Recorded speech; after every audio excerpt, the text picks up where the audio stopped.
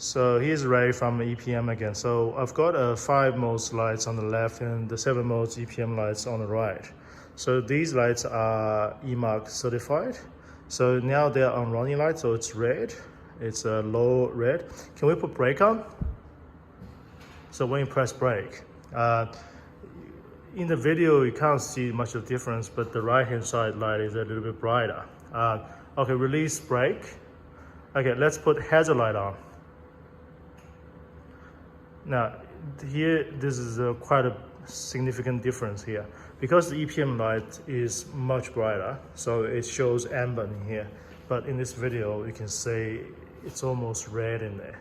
So if you see with your naked eyes, it looks a bit orange.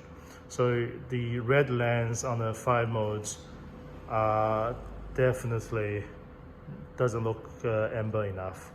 And then, so that's why these are not certified as EMARC certified lights.